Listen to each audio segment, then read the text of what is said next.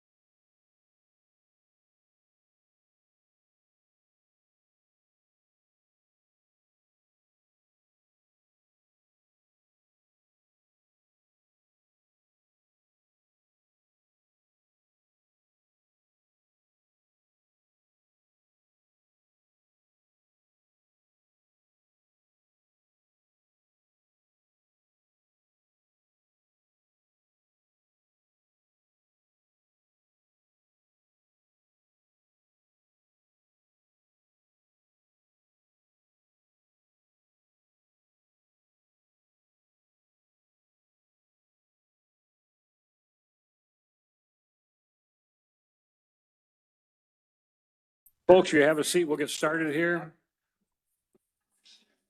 Thank you. If you have a moment of silence, perhaps, we appreciate it. Prayer, personal reflection.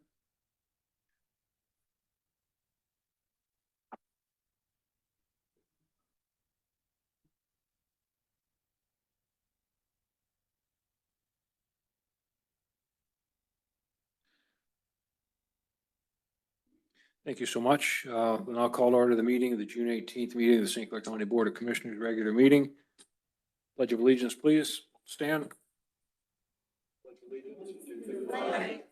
United States of America and to the republic which stands one nation under God, indivisible, with liberty and justice for all. Thank you for that. May we have a roll call, please, clerk? Commissioner Angie, Present. Commissioner Beeden, Present. Commissioner Trello, Present. Commissioner Zeller, Present. Commissioner Rushing, Here. Commissioner Vandebosch. Here. Chairperson Samasko. Present. We have a motion for additions, deletions, or changes, please. This time I move to add Dr. Nevin tribute by Representative Pavlo under the proclamations, which would be number 7. Is there a second? I'll support. We have a motion and second. Anyone have discussion on this item? All in favor? Aye. Opposed? Aye. Motion carries. It'll be added as item 7A. The motion to approve the agenda as amended, please. Make a motion to accept the agenda as presented, As Second. amended, as amended. as amended, sorry. You have a second? Second. Thank you. Discussion? All in favor? Aye. Opposed? Carries. Motion on the minutes, the previous meeting, item 6. This time I'd like to make a motion to approve and file the minutes of May 21st, 2026 commission meeting and the June 4th, 2026 standing committee meetings. Support. Motion and support, discussion, all in favor? Aye. Opposed? Carries. Item 7, proclamations. Representative Pavlov, I believe, is present for that. You gonna do that sitting down, Joe, or you're gonna get up here and?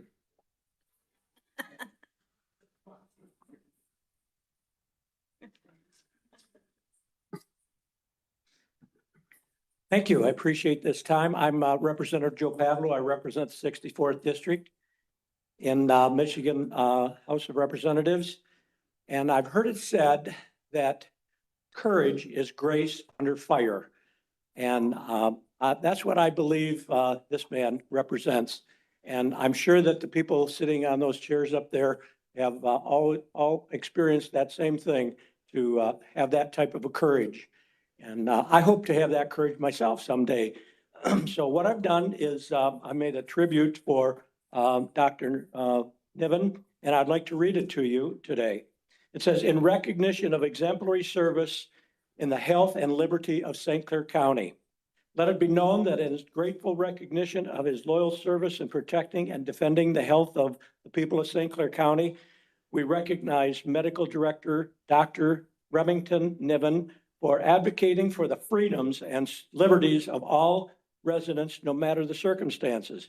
On behalf of everyone who has benefited directly from the work of this outstanding public servant and the countless others who reap the rewards of his sacrifices, particularly our children, we offer our congratulations and thanks to this well-deserved acknowledgement of excellence. Dr. Remington Niven's advocacy for transparency and informed consent within the Michigan Care Improvement Registry has helped ensure the Michigan families are aware of their longstanding legal right to opt out of the registry. Through his careful review of state policies and public education efforts, he brought renewed attention to protections that were always intended to be available to residents under Michigan law. By encouraging clearer communication of MCIR participation choices, Dr. Niven helped reinforce the principle that informed consent requires both knowledge and opportunity. His efforts promoted greater transparency, strengthened public trust, and affirmed the right of individuals and parents to make informed healthcare decisions. The impact of his work extends beyond policy. By defending patient rights and advocating for accountability in public health, Dr. Niven has helped preserve the values of personal liberty, informed choice, and the respect for the law for current and future generations of Michigan families. In special tribute, then, this document is signed and dedicated to salute Dr. Remington Niven for his continued devotion to medical profession. He fights zealously for the health and well-being of all members of this beautiful community. May Dr. Niven and those he loves always enjoy the prosperity and health he has devoted his life to providing for others. And it's signed Jamie Green, Representative 65th District, Jay DeBoyer, Representative 63rd District, Joseph G. Pavlo, State Representative 64th District, on this 103rd Legislature in Lansing, June 18th, 2026. And I'm proud to present this to you, Dr. Niven.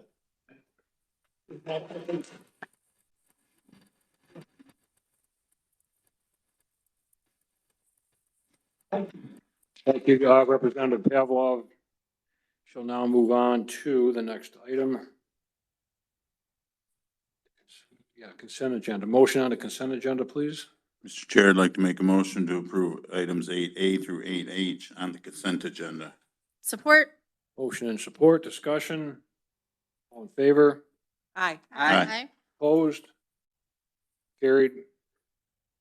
9, reports of standing or special committees. We start this today with Commissioner Vandenbosch. Anything, Dave? From No. you? Commissioner Rushing, anything from you? A couple things. At the Advisory Board of Health meeting, under the unfinished business, on policy, July 28th, potentially anyways, from Liz King, is that they will be at our meeting to show their policy for the fluoride regulation. The other thing is the Title X that was brought up and discussed extensively at the meeting. And there potentially is some conflict between receiving that money and the requirements that come along with those monies that we get, that currently from 14, hopefully I've got this correct, so we can have Gary Fletcher verify it, but that between the ages of 14 to 18, that there is no requirement to notify the parents of potential things that the health department could do that is tied with that money. So whether it's, use your imagination, I guess, for sex stuff and what females might have put in their bodies and other things that are handed out. So that's being addressed. And then I think Tom Hall's going to be looking at that also. Anything else, Commissioner Rushing? That's it. Commissioner Zeller, anything from you? No. Nothing? Joy? No, I'm good. Lisa? Thank you. No. Carrie? I have nothing, thank you. Okay, very good. Citizens wishing to be heard. We'll start with Mr. Watkins. It's a separate topic, only one person speaking on Juneteenth. Calvin, you hear that? Go. Thank you, Commissioners. Kevin Watkins, Wells Township. Didn't think I'd be first, but thank you. This is ideal. Just spend this time to speak on a holiday that's going to be June 19th, tomorrow. I'm going to hope everyone to celebrate that, commemorate that, understand the importance of that. And just a little history. People understand that, at the end of the Revolutionary War, that the gathering of those speaking about the terms of the war, that one thing did not happen. And there at that room, you can see in the Book of Negroes, and if you want to get the exact dates and times and what happened, you can Google that, that there was a woman in the room. It was a Black woman, and she was a free woman. And she mentioned to George Washington, when in regards to that, the colonies were now freed, independent, and she asked, what about us? And George Washington looked at her, was silent, stood up, and walked out the room. And then there was another 89 years before Black Americans, who were never slaves. Remind people we never were slaves. We were enslaved. My people were enslaved from 1619. And it wasn't until 1619, not until June 19, 1865, after the Emancipation Proclamation, that the enslaved were no more. But it took time for the information to get to around. We didn't have the information highways we have now, that General Granger marched into Galveston, Texas, till the last gathering town, that slavery is no more. At the end of the Civil War, there was a great war fought to end slavery, among some other things, but the main thing was to end slavery. And to give them the news. And a great celebration came after that. And that is known now as Juneteenth, celebrated all over the country. It is now a national holiday. And let my white brothers and sisters in all cultures, my brothers and sisters understand that we all celebrate July 4th, but it's July 4th on that date, and after Revolutionary War, our people were not free. But we were free June 19th officially, 1865. So that's our Freedom Day. So we ask you to celebrate that day with us tomorrow. It is a national holiday, as we will celebrate with you July 4th. We all here in America that are free. We have the right to come here to debate each other under the principle of the Constitution, but understand that the majority rules, that understanding that what's important, because we understand under the principles of the democracy and the republic. But the majority what you choose to do must be just. Going through and not going back to, even if you. Need even if to you wrap it go up, to, Kevin. It's not enslavement, not the Jim Crow. So understand that. So please help us celebrate tomorrow, Need to wrap it June up, Kevin. 19th. And I wear the Need to shirt. wrap it up. Proud of that. Thank you very much. I will celebrate with you.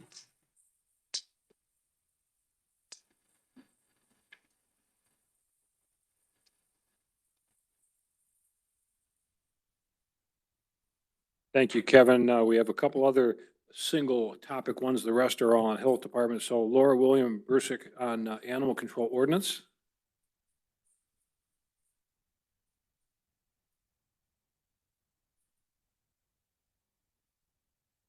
Hello, my name is Laura Wilhelm Bruzek. I'm here to talk about the newly passed animal control ordinance. I find it interesting that in 2023, Director Miller wrote a proposed ordinance and submitted it to the board for review, and certain commissioners chastised her for her approach and implied overreach. Commissioner Samasco sent a memo to the board of directors asking they not approve the ordinance. Samasco was concerned that proposed revisions to the animal control ordinance were a direct result of internal meetings and discussions by animal control with both state and county regulators, and there was no meaningful opportunity for public participation. Samasco then stated he went on to contact the county prosecutor, the sheriff, the president of the St. Clair County Township Association. He sent an email to each township supervisor, as well as the health department director. He claims none of them had noticed or were asked to participate in any way. He then goes on to say that government by the people and for the people ought to actually involve the people. That's really interesting, because just like this sloppy ordinance that was not properly done and quickly shoved down our throats, this Board of Commissioners also did not bother to reach out to the townships individually to discuss this, as we have seen several township supervisors and council people speaking out publicly that they were not included and do not support the ordinance. You sure as hell didn't include the Director of Animal Control on the drafting process either, a professional in animal welfare that you hired. Instead, you created this ordinance based on no knowledge of how your animal control operates. You reached out to no professionals in the field. Instead, you copy and pasted the dog law of 1919 and had Corporation Counsel pick and choose what pieces to leave in and what to take out, making it completely inconsistent. The result is an ordinance that many residents and stakeholders find difficult to reconcile with the realities of modern animal control. When Director Miller, on her own, decided to make notations on this ordinance where she could see obvious issues and sent them to the board to review, the reply was telling her she needed to work together as a team and that she should stay in her lane. This is her lane. It is clearly not Mr. Fletcher's lane. So the very thing Commissioner Samasco accused Director Miller of doing regarding proposed ordinance changes in 2023 is exactly what he orchestrated now. Apparently, meaningful public participation is essential until it becomes inconvenient. Another issue I would like to touch on and would appreciate clarity from the Board of Commissioners on are the plans for the day treatment night watch building, which was intended to be used to house the new animal control facility. The county has spent over $200,000 worth of taxpayer money on the architectural drawings to make this happen. Yet it sounds like certain members of the board are pushing to abandon that idea entirely and transfer the building to the sheriff's department instead. I would love an explanation on this, as well as some public involvement, since this seems to be happening in secret. I don't think wasting $200,000 in taxpayer money is something the majority of your constituents would approve of. If this board genuinely believes in public participation, then the public should be included in discussions involving hundreds of thousands of dollars in taxpayer money before those decisions You are need to wrap it finalized up, please. behind closed doors.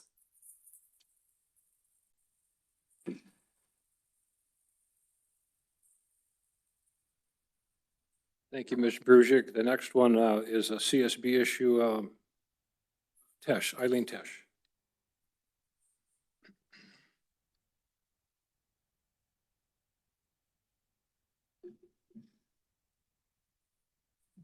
Good evening, Commissioners.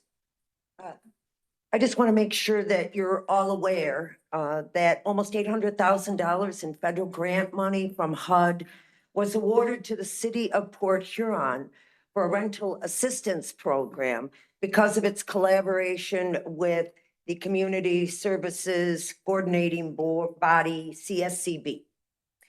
So at the Port Huron City Council meeting on June 8th, 2026, there was a public hearing to reallocate approximately $780,000 of this federal grant money for a tenant-based rental assistance program.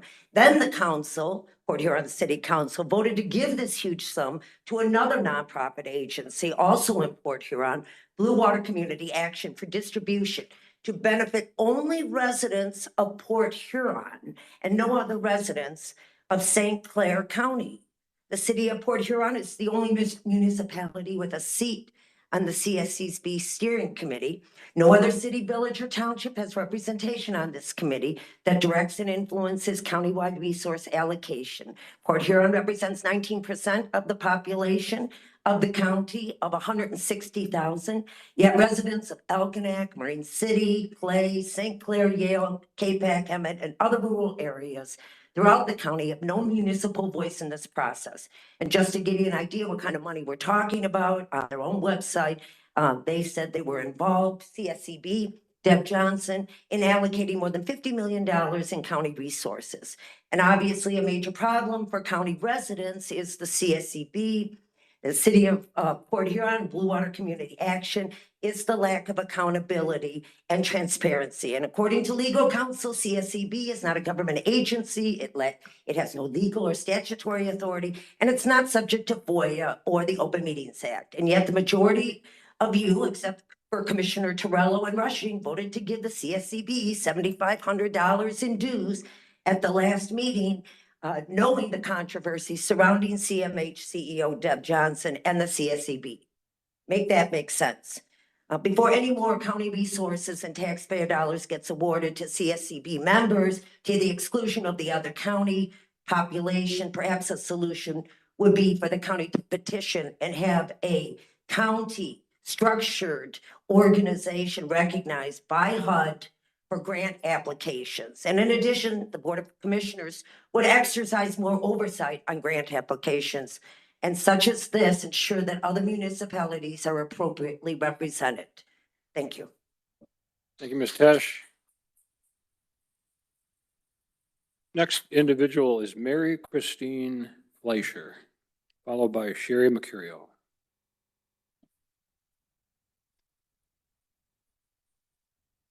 Stated my given name is Mary Christine Fleischer. I reside at 226 North Russell Drive, Algonac, Michigan.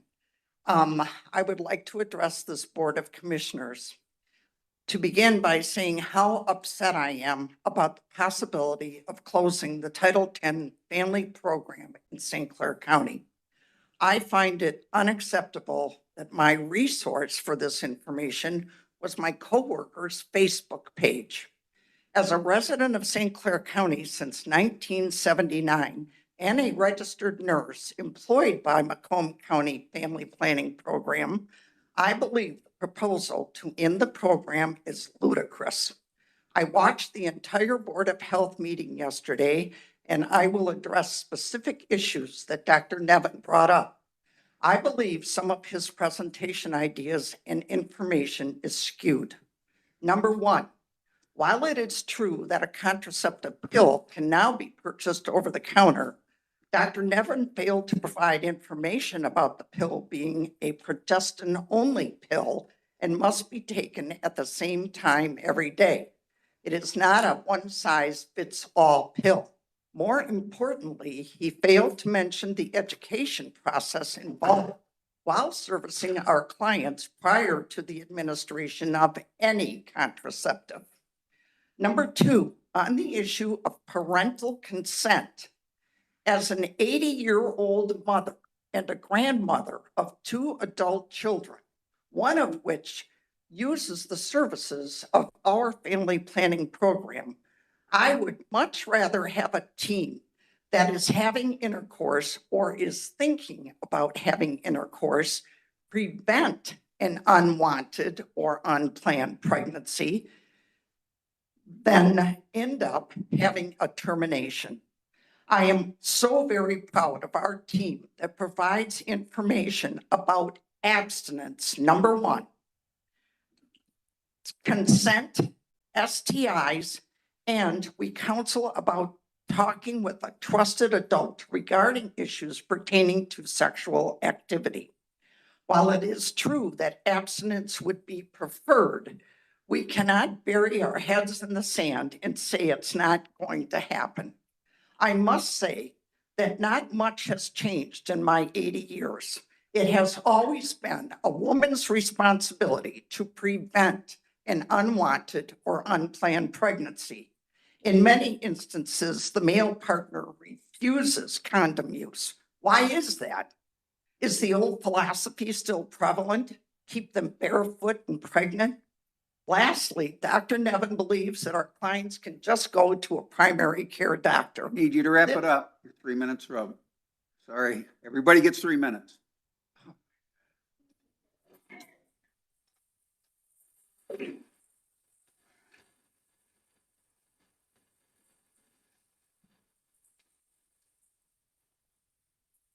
Thank you for that. We have Sherry Mercurio, followed by Mary Lou Kramer.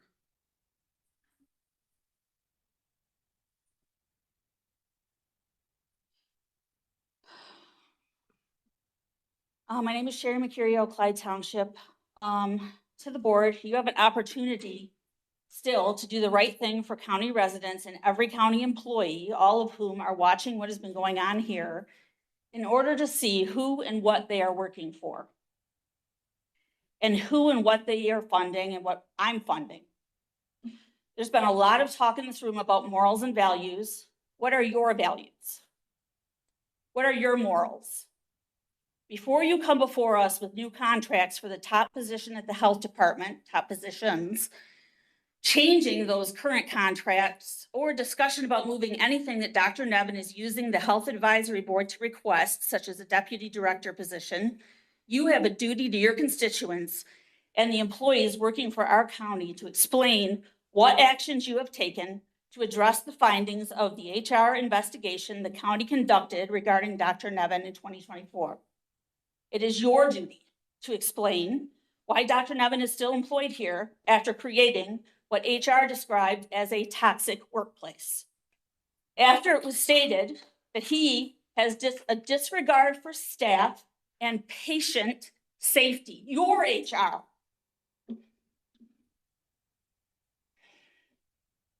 A disdain and prejudice towards the community he was hired to serve. These are quotes from the report. That same community is paying his salary through you. You are responsible for his actions unless you can explain what happened after DA Wendling, Administrator Hepting, and Clerk Waters urged you to conduct a thorough and independent investigation in December of 2024. Then we will assume that each of you who doesn't explain themselves also holds Dr. Nevin's prejudices, disdain for county residents, disregard for county staff safety, and for the safety of health department patients. Any discussion that happens here regarding the health department in any way better include those explanations. It should include discussion of liability assumed by the county when the next safety incident happens, when the next discriminatory incident happens, when the next retaliatory incident happens. Is this what St. Clair County is as an employer? Are there multiple employees with these kinds of complaints whose salaries that we're still paying? You still have a chance to explain yourselves, and I suggest you take it so we can all move on from this.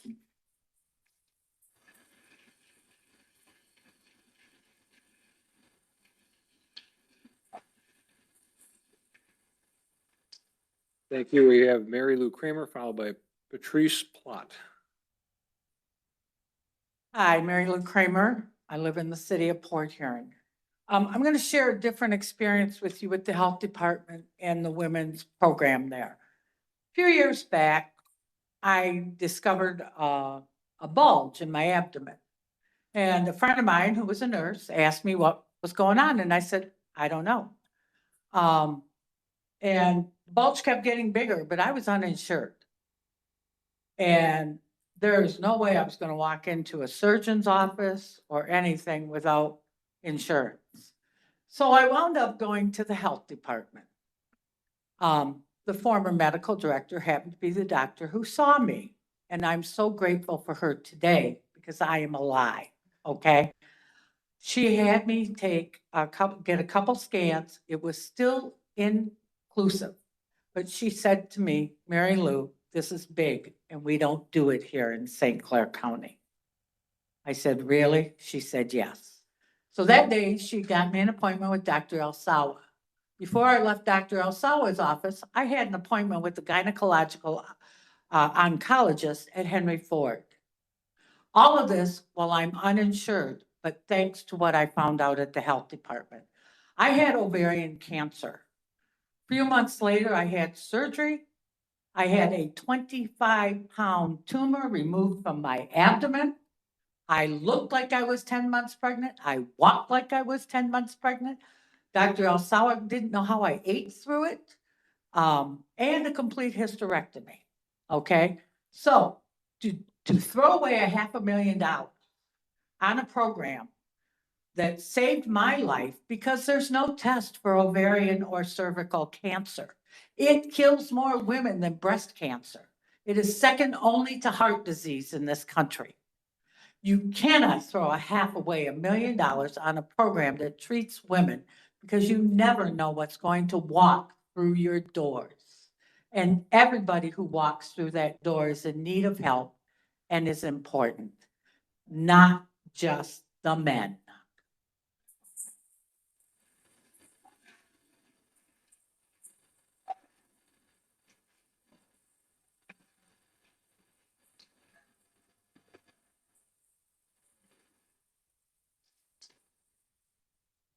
Thank you, Mary Lou. We have Patricia Plott, followed by Dawn Falk.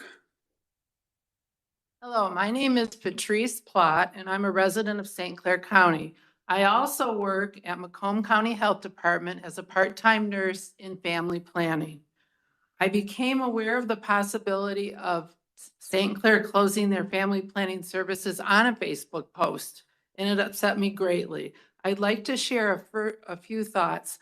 I first became acquainted with the family department in Kalamazoo when I was in college, okay? A young 19 to 20-year-old. I didn't have a physician in that town, and I sought birth control.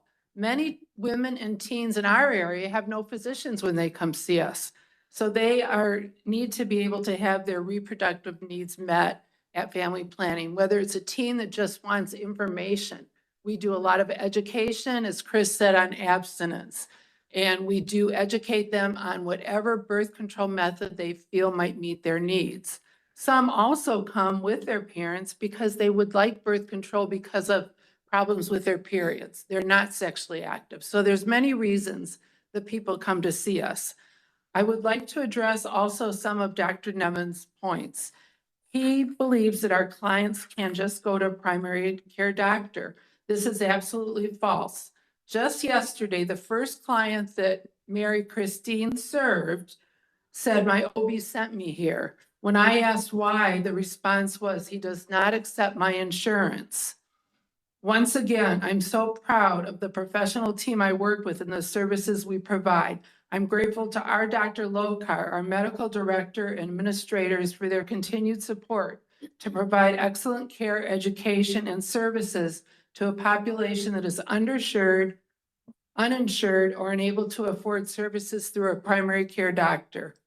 I have not touched, or Chris has not touched on the amount of clients that we have helped receive services from BCCP for abnormal pap smears and breast lumps, referrals that we are able to put them in touch with that most of our clients are unaware of. You do not need insurance to go there. Most importantly, the education provided by our team for healthy pregnancy, contraceptives, and STIs in a confidential, non-judgmental facility is of utmost importance. We could go on, but time is limited. Please do not discontinue the program. Other thing I wanted to touch a little bit is on the $20 birth control. It's expensive, like it does only contain progesterone. It does not meet the needs of all women, just like hats or condoms don't meet the needs of all men or women. Dr. Neville also said that moving family planning clients to the medical facility where students are training will give them the practice they need. He stated the medical students need more practice on insertion of long-acting methods. And I would say the nurse practitioners at family planning are the most educated and are Wrap it up, wonderful please. to train. 3 minutes.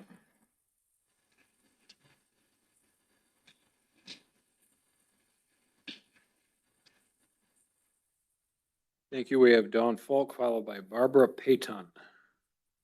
Good evening. I would like to make a brief statement tonight recognizing Dr. Nevin for the role that he's played in helping refocus attention on the original intent of the Michigan's MICR opt-out provision. Through persistent FOIA requests, research, public advocacy, and communication with elected officials, including United States Representative Lisa McClain, Michigan State Senators Joseph Pavlo, Jamie Green, Jada Boyers, and Michigan State Senator Dan Lowers, plus so many other legislators in Lansing, Dr. Nevin continued raising questions about whether the registry was operating consistent with Michigan law and original policy intent, which was determined after Dr. Nevin's many FOIAs that it indeed was not in compliance with Michigan state law for 30+ years. In my opinion, he was the primary catalyst in bringing greater public awareness and accountability to this issue. His persistence helped push controversies that many others were unwilling to have, or conversations that many others were unwilling to have. Whether people agree with him or not, his work reflected determination, transparency, and a commitment to ensuring government systems follow the law as written. I believe Dr. Nevin deserves recognition for the instrumental role that he played in this important issue for the people of Michigan. I would appreciate, and Steve, I gave the letters or the attachments to Angie. I would appreciate having Dr. Nevin's letter to U.S. Representative Lisa McClain dated July 23rd, 2025, and the Defender article dated July 18th, 2025, titled Michigan Department of HHS creates its own vaccine information statements without federal approval, violating state and federal laws, and Michigan for Vaccine Choice article dated June 4th, 2026, titled Major Victory for Michigan Families. MDHHS ends the use of non-compliant Michigan-specific information sheet. Also, I am requesting that a deputy director be hired as requested by Dr. Nevin, who, as the St. Clair County Health Department Medical Director, serves over 160,000 residents of this county. Thank you. Thank you for that. We have Barbara Payton. Barbara Payton, followed by Deb Roberts.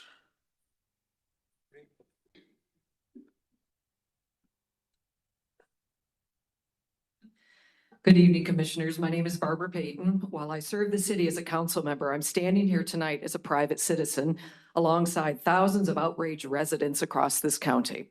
We are witnessing an unprecedented systematic demolition of our public health infrastructure, driven not by the needs of our community, but by an aggressive, dogmatic agenda. First, let's look at the reckless abandonment of vital funding. Dr. Nevin has actively recommended that this county reject federal Title X family planning funds. Title X is a lifeline that has provided low-income families with essential cancer screenings, STI testing, and basic contraception for decades. Walking away from federal dollars that our taxpayers already paid for is fiscally irresponsible and morally indefensible. Where does this leave our residents?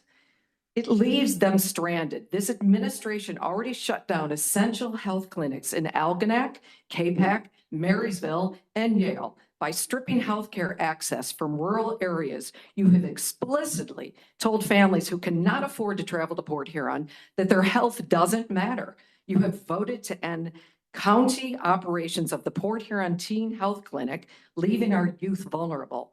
As contraception access is choked out and local OBGYNs leave the area, women and families are left in healthcare deserts. Commissioner Rushing, you have consistently backed and enabled these dangerous shifts, including efforts to consolidate health department power under a director whose views completely contradict established medical consensus. This isn't just bad policy. It's an attack on the people delivering care. The Nurses Association had to file a former labor complaint alleging retaliation and a toxic workplace under Dr. Nevin. The leadership has shown disrespect to the professional, dedicated women at our health department and is driving experienced nurses to quit. When specialized healthcare workers walk out the door, the entire county faces difficulties and they suffer. Dr. Nevin, you were hired to protect public health, not to use St. Clair County as your sandbox for extreme political ideology. Commissioner Rushing, your job is to represent the majority of your constituents, not to shield an administrative regime that treats women's wellness as an afterthought. We demand that this board reject Dr. Nevin's recommendations to cut Title X funding. We demand that you stop stripping healthcare away from the youth in rural neighborhoods and start listening to healthcare professionals and the majority of people who live, work, and raise families in this county, not drop-in carpetbaggers. Thank you.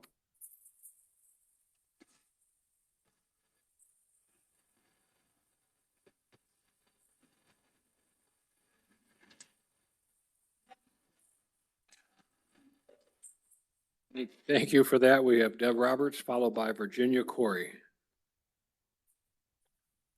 Hello, I'm Deb Roberts. I'm a lifelong citizen of St. Clair County. I live in Birchville Township. Trying to take the high road here. So anyway, I want to start out with, I think we should not give up that money from Title X. The health department should provide screening, prevention, and treatment services, not just for women, because you know what? It affects men also. Did you know that the human papillomavirus, HPV, is the leading cause of cervical cancer in women? And that's why women get annual pap smears. Many people are unaware that HPV also causes cancers in men. In fact, the rates of HPV-related cancers, oral, throat, tonsillar, and in other private places are sites of cancers in men, particularly when they get in their 40s and 50s. These cancers in men now exceed the number of cervical cancers in women in the United States. HPV isn't just for women, it's also related to men. You have to protect the health of your women in your county. And HPV is just one example. There are other sexually transmitted diseases. They're not eradicated yet.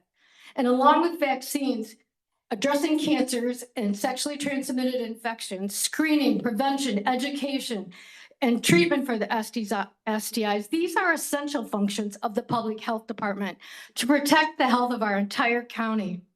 Yesterday, I felt some hope with the Health Advisory Board being prudent and not rushing into a vote to throw away federal grant money, approximately $492,000 or more. How ridiculous. And I'm glad that they decided to wait and talk about it, discuss it, and look for some more facts, and not just follow Dr. Nevin's suggestion. We are just a stepping stone in his career. If you've looked at his CV, and I've studied it with a couple of physician friends of mine, he hops from place to place. He doesn't stay anywhere very long. And I think you guys hired him. You were lucky. Oh, doctor, he'll come here and he won't work for very, he'll be cheap and he'll be part-time. He'll be happy. He is a shit stir in this county. He does not represent the values of our citizens. We care about our women. We care about our children. We care about our men, and we work hard. And our money went to pay for his medical career through taxes because he grew up in Toronto with a father who was a card-carrying communist. And I don't think that he should be over here and touting all his extreme ideals in our conservative American county.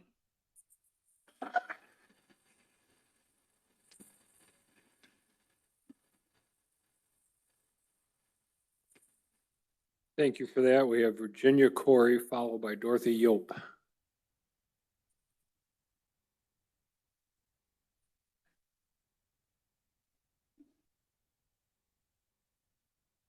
I am Virginia Corey from Fort Gratiot Township, and I'm going to paraphrase some remarks of Neil deGrasse Tyson, who is a respected scientist, world-renowned. what do you think was the average life expectancy 20,000 years ago? You care to guess? It was 30 years old. Half of everyone that was born 20,000 years ago, living in a cave, died before they were 30. In 1840, half of everyone that was born died at the age of 35. So why do you think that? With clean air, exercise, organic food, unprocessed food, free-range animals, and these natural environmental conditions, why did so many people die young?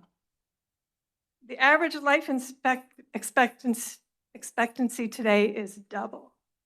And that is because we have water, sewage sanitation, antibiotics, vaccines, improved nutritional access due to higher crop yields.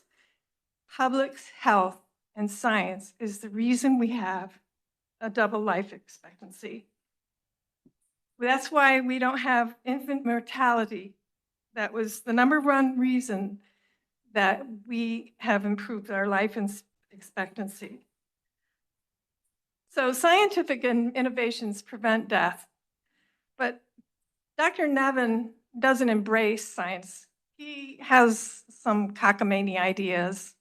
He's anti-vax, clearly. And I just think that he's wrong for our county. I know that you, the Board of Commissioners, I know you know better. Do better. And by the way, Liz King is the person who deserved that tribute.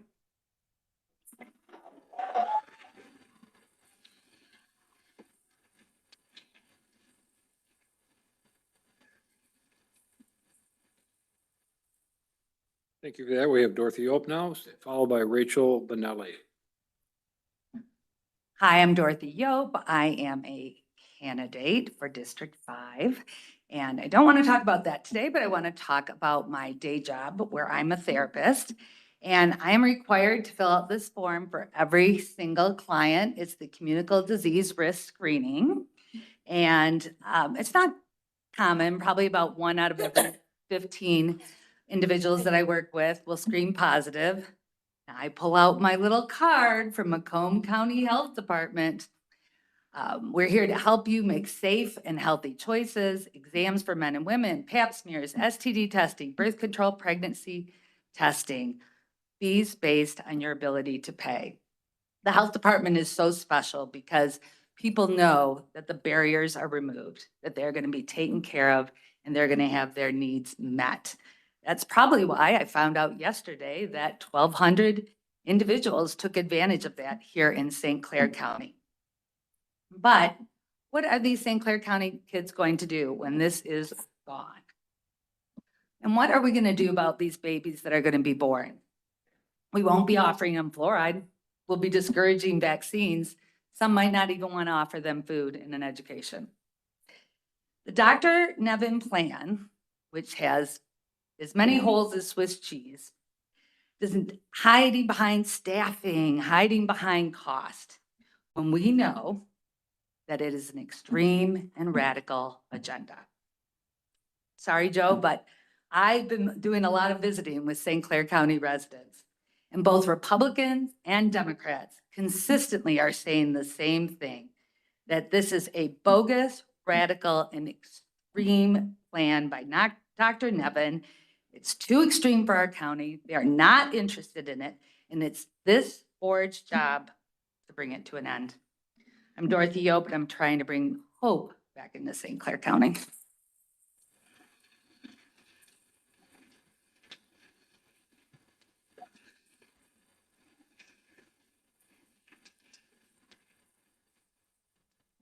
Thank you. We have Rachel Benelli, followed by Kristen Sikori.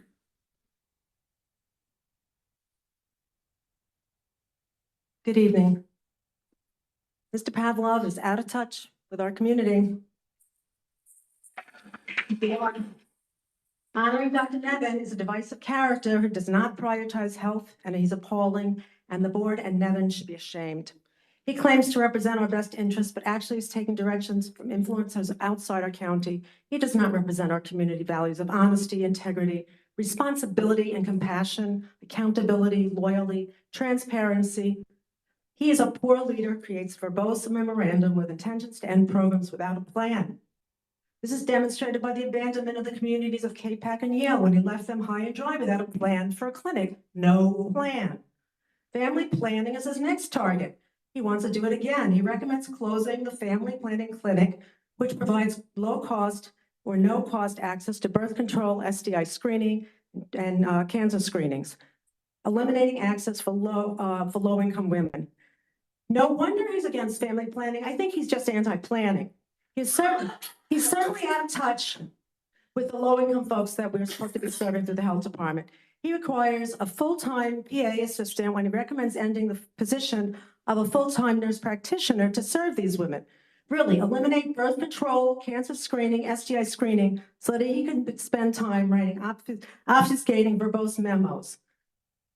Personally, I can't imagine any qualified person taking a position to be his deputy. They just did a little investigation, tumult, device sniffed, and toxicity is created. His toxic and misogynist work environment resulted in HR investigations. His staffing recommendations do not honor the oath he took to do no harm. First, do no harm. With lack of clinical experience, he may have forgotten that. He's made his career as a hired gun for lawyers, not as a practicing physician. If he requires a deputy, he should maintain provision of family planning services so that our county has enjoyed them for decades, which are fully funded by the state, federal, and other non-county dollars.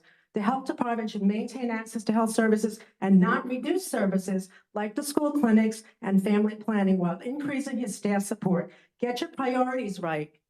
First, do no harm. Dr. Nevin makes decisions and recommendations that are counter to what our community needs and wants to maintain good health.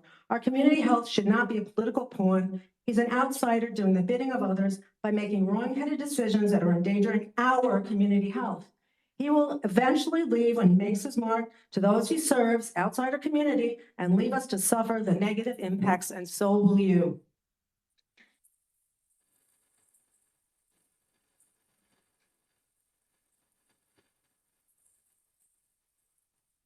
Thank you. We have Kristen Sikori, followed by Tracy Berge. Hi there. I came this evening because I just thought that perhaps there needed to be a definition of what public health is. A very simple search says, the science and art, of protecting and improving the health of entire communities through disease prevention, health promotions, and organized societal efforts, identifying and diminishing health disparities across socioeconomic and demographic groups to ensure everyone has the opportunity to be healthy. Title 10 includes breast and cervical cancer screening and wellness exams. It encompasses finding out if people in the ages of 14 to 18 may have endometriosis, PCOS, HPV. There's all kinds of things. I'm so concerned, and the reason I'm glad I read this definition is because Mr. Rushing in his opening remarks talked about those sex things that we have to imagine. You can't talk about these things. These wonderful nurses that came here from Macomb County, you need an education from, friend. Apparently, all of you people go to church and you read the Bible. Have you read the story about Jesus feeding the 5,000? And guess who didn't get that story? The disciples. The disciples didn't get it. They were like, why are we stopping to feed these people? They maybe need to qualify for this food. No, they didn't need to qualify for this food. They just had to receive it. And I think if all of you people go to church, you read your Bible, you may be hearing from the majority of these folks here today who want health for young people, health for families, health for women. We want fluoride in our water that's always been there. We want all of us one day to be in a room where we can be friends with each other because you've made good decisions for the people. Thank you.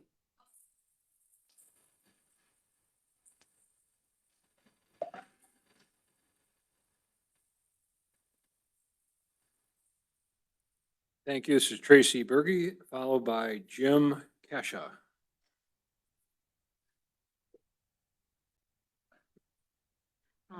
I'm Tracy Berge. I'm from St. Clair County, from Marysville.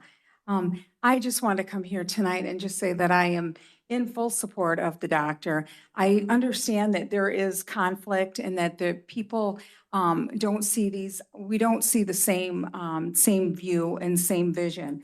I was just listening to Miss Kristen when she talked about Jesus feeding the 5,000. Now, this is just my perspective, and I'm not saying one is right or one is wrong, but I just happened to be looking at that the other day. And when he went to feed those 5,000 people, the boy that brought the fish and the loaves of bread, he was not concerned about were these people worthy of the food, but they wanted to feed them. If you could feed people nutritiously, that you could feed them spiritually. So I never thought of it that way, so maybe I'm incorrect, but I think that it's important to know that we all are going to see things differently. And just like how Jesus divided those fish and continued to feed the people, I am in appreciation for a board that's trying to support the needs of the people here in St. Clair County. And, excuse me, I listened to you all. We're good, right? Please Okay. proceed. So anyway, my thoughts are that we have to move forward, and this money that comes into our county, I can see it as is a positive benchmark to help people. But what people are not stating here is that all the ties that come with that money. I'm okay with taking people's money, but unfortunately, they're going to want something from me. And the thing I am not willing to give is, I am not willing to give the government my children. My children, I put everything I have into my kids. Excuse me. Okay, well, good. Well, Please good. We're- now continue we're your clear. remarks. Ms. And so it's super important that we understand that I don't parent with the government. I don't want the government in my minor's children's business. I do not leave my child anywhere that these people, and they may have wonderful intentions, and I get that. But you know what? They didn't raise my children. They didn't give those children the values that I see that are so important. And that's important to me, or I wouldn't come here. I would be sitting at home hanging with my kids and making it happen. But I want us to be mindful of the strings that come with all of those monies. And that we need to be accountable for. Thank you. Thank you. We now have Jim Kesha, followed by Diane Hewlett. Good evening, Board of Commissioners. Jim Kasha, currently from Tillsonburg, Ontario, Canada, but I am a longtime Michigan resident, born here in Detroit, lived in St. Clair Shores and Memphis, Michigan, just on the border of St. Clair County. Anyway, you heard my talk last week. I brought up the subject of prenatal alcohol exposure, and I promised you an email that I did not deliver, and so I'm here today to bring some more information. Meet Boogaloo Bunyan. I'll talk about him a little later. But alcohol trumps everything. Trump hates alcohol and wants babies. And why can't he say, stop drinking when making babies? Can you help me make this happen? Perhaps a resolution, perhaps a petition to the state legislatures or something, do something. And if that doesn't work, do something else. Prenatal alcohol exposure is not a problem with a little a. It's the problem with a capital THE. This is a long time process. People who quote the Bible, this has been in there. Behold, Judges chapter 13. Behold, thou shalt conceive and bear a son. Now drink no wine nor strong drink. This is prior to conception. Don't drink. After World War II, we had the baby boomers. We had an increase in alcohol consumption, an increase in baby making. First part of that crop, 1946, Trump, Clinton, Bush. All right, they're all there. We also had a mass migration of poor folks from the South, many of whom were affected by alcohol. RFK Jr. was here yesterday at Easter Seals, Macomb, Oakland Resource Center in Clinton Township. He talks about $700 million in new funding to tackle addiction and mental health. But in this thing, he does not mention alcohol. The Kennedys were on the leading edge of the fetal alcohol issue many decades ago, 50 years ago. So who is Boogaloo Bunyan? Boogaloo Bunyan was the one of the kidnappers of Whitmer, who was whose sentence was overturned on a technicality. But the amazing part is he was also diagnosed with fetal alcohol syndrome at a young age, and his life mirrors all these problems that they're trying to solve. Perhaps Dr. Nevin and this board could get together and get to the legislators and get this message to RFK to deal with this issue. Deal with this issue first. This is first and foremost. You can't fix the problem after. It's too late. Prevention is the only solution. Thank you. Thank you. We have Diane Hewlett, followed by Kathy Swantek.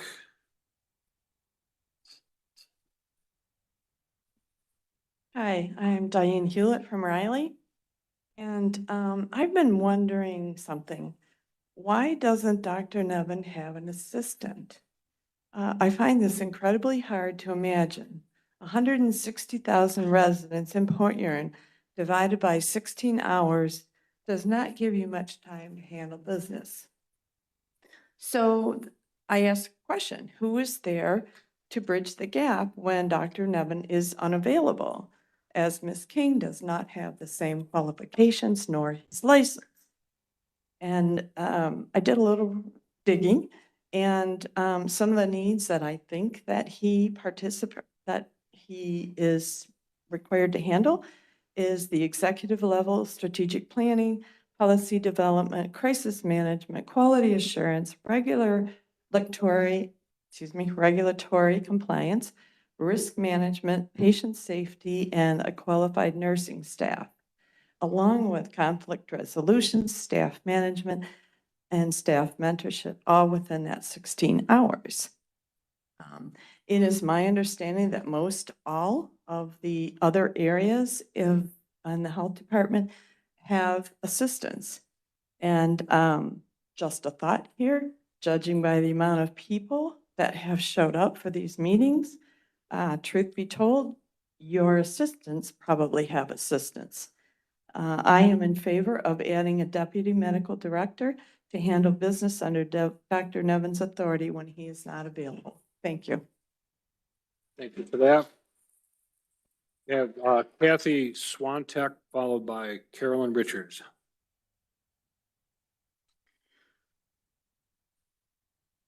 Hello, I'm Kathy Swantek, and I live in St. Clair Township. Title X funds, or Title 10 funds for services to women in St. Clair County is crucial, and by association, also important to every child, woman, and man. As many of the speakers before me have indicated, to even consider giving up this funding is irresponsible and ill-conceived. I also want to make a statement and clarify as a member of the CSCB that the federal funding that came to the city of Port Huron was intended only for use in the city proper for a non-congregate shelter. When that FOIA or that information went out to our community for a nonprofit that was willing to actually do that, nobody was able to step up and provide that kind of service. So instead of doing the non-congregate shelter, the city of Port Huron could not give that money to any place else in the county. So they made a decision to reallocate that money to rental housing to get people housed. So if we couldn't do a shelter, the federal government was willing to allow that funding to be spent for rental housing for people in the city of Port Huron. So I just want to make sure you understand that was only intended for Port Huron. It was not for the entire county. Thank you.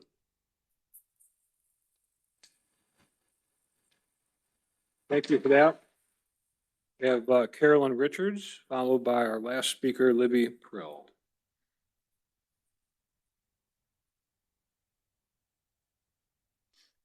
Hello. I want to thank each and every one of you for your service. I know it's not easy sitting up there. I have sat in the audience and I've sat up there on the advisory board and I've heard people laugh and snicker, seen them roll their eyes when someone prays. I've watched the disrespect to those speaking and to the board discussions. I've heard the vile attacks, lies, and disgusting comments to Dr. Nevin as he sits on the board and quietly takes it, calmly holding his composure.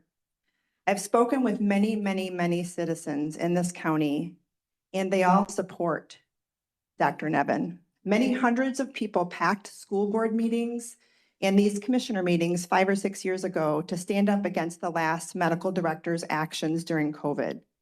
The reasons they're not here today or during these times is because they now trust the elected board of commissioners sitting up there, as well as the appointed advisory board of health. So I want to express my support and the support of many around the county for Dr. Nevin. We appreciate what he's done from wind and solar to fluoride to parental choice for vaccines, as well as the MICR opt-out waivers. Thank you, Dr. Nevin. I know it seems that it's not not right now, but there are many, many that support you. They're just not here because they trust their elected and appointed officials. So we do appreciate you. Thank you. And thank all of you guys. Yeah. Dave. You have one more. This is our last one. Now we have a second last one. Libby Prill, followed by Carrie Ballmer. Good evening. I am a longtime catechism teacher, so I'm going to take this opportunity to do a little educating. I think, was it Kristen? No, that's not what that lesson was about, my friend, and I've been teaching this for years. The feeding of the 5,000 was about spiritual salvation, and I think you need a real lesson in that. It was not about feeding. Please address the your hungry. comments. Libby, address your comments to the board. Please. Okay, it was not about feeding the hungry. It was really about Christ revealing himself as the divine creator and the bread of life. That was really what that lesson was about. So I just thought I would correct that because with all the information that has been flung around in this room this evening, we didn't need any more. Okay. So we've heard from a fake Christian. We've heard from a Keep it down, please. Nobody interrupted you. Hey, Dave, give her a little extra. We're not going to have comments. Okay, I'll take that back. Not a fake Christian, but obviously somebody who just pulled out a story without really understanding its meaning. So we've heard. Look, we're going to have order here. We're going to take a break. We're going to have some order. Let her finish her comments, please, and we're going to take a break and let people settle down. Now, Ms. Prill, direct your comments to the board. I'm directing my comments please. to you. And Dave, give her whatever time was eaten up by this I'm other. keeping track. You're gonna have extra time. Yeah. Sure runs out. So we've heard from the uninformed. We've heard from a person, I really won't give her background, but anyways, who had the nerve to discuss somebody's parents' political opinions. And we've heard from a councilman from a city sitting on a council that some people, maybe not me, but some people would describe this city as a train wreck. So we have a lot of people up here casting stones. And we can all do that. I just did. They didn't like it, did they? See, when the shoe is on the other foot and we start pointing out, things about them, then they're offended. But this man sits up here every meeting and the things that we see posted on social media, it's quite sad to see the rhetoric and the misinformation that has been bandied about and has been sold as something that is true, when in fact we know that it is not. So I think, first of all, I support Title 10. Now, I do not support the piece of Title 10 where parents are not included in notifying what type of treatments that their minors are receiving. But I do believe that there is a need to serve those who are underserved and those who cannot afford birth control. But what I see is that the situation, we were advised of the impending cuts from the federal government where this program is going to be gutted. So, and what remains of that program is not going to be put towards birth control, and things like that. It's going to go more towards You fertility. have about 30 seconds. Okay, so what I want is I want a game plan. We need a game plan because you may think that you're going to get that $500,000, but it doesn't sound like it's going to happen. So I appreciate you, Dr. Nevin, for bringing this to our attention so that we can adequately prepare. So all the screaming over the $500,000 that is not going to come, we will have a plan, just like all the screaming over Now you have to wrap it up. Oh, I do? Okay. Thank you. All right. Well, thank you. You know what I want to say? I don't question your morals. I am very grateful for everything that you do. Wrap it And up, I please. appreciate the fact. Wrap it up. I appreciate the fact that you sit up there every week. Okay, we're good. We're going to move on. We are going to move on. Thank you. Now, we have Miss Carrie Balmer will be our last speaker here tonight, unless I get another late card. Miss Balmer, you want to come up and begin your comments, please?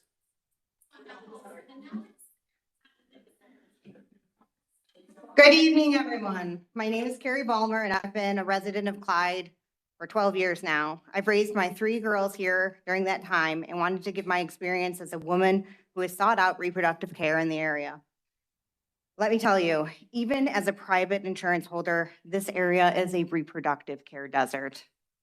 When I was pregnant with my last 2 girls, there were 2 OBGYN offices open.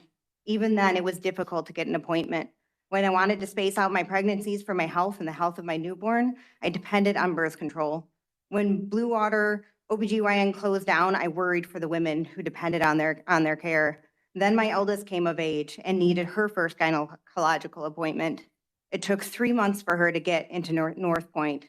I've since heard that North Point's the only OBGYN office in the area is no longer taking Medicaid for patients unless they are pregnant. So someone with Medicaid seeking family planning services or who has breast tissue concerns or needs a pap smear is unable to receive them through someone who regularly sees patients for these services. The most financially vulnerable families who need gynecological care outside of what their family physician may be able to give are now forced to leave the city, sometimes the county. This is not just a city of Fort Huron issue, as according to data collected from the U.S. Census Bureau, the Guttmacher Institute, Center for Disease Control and Prevention, and the Federal Communications Commission, our country has 0 health centers. Health centers are defined as community facilities that provide full reproductive care with IUDs, implants, and most other FDA-approved methods such as birth control pills, the shot, the ring patch, cervical caps, diaphragms, and emergency contraception on site. It is estimated that about 1/3 of the women aged 18 to 44 in St. Clair County do not have access to one or more of these services due to that lack of a facility. The St. Clair County Health Department has been the only lifeline for many of these women to get even some of these services. It is unfathomable to think of what hurdles so many women will have to go through to receive these services elsewhere. And for what? Because Dr. Nevin wants your help to dismantle the health department piece by piece and chuck his responsibilities on community first so he can make a name for himself at the expense of the health of our community? Do y'all not like the idea, or do y'all like the idea of undiagnosed STIs and pregnancies? Y'all want women to live with undiagnosed cervical cancer? Do you want to see more unwanted pregnancies and subsequent abortions? Are those our community values? I worked for WIC through Community First, and let me tell you that handing those grants over to them, you're handing them over to a nonprofit that still has to pay a CEO, a Wrap it up, COO, please. and a CFO. The money doesn't go as far. Thank you.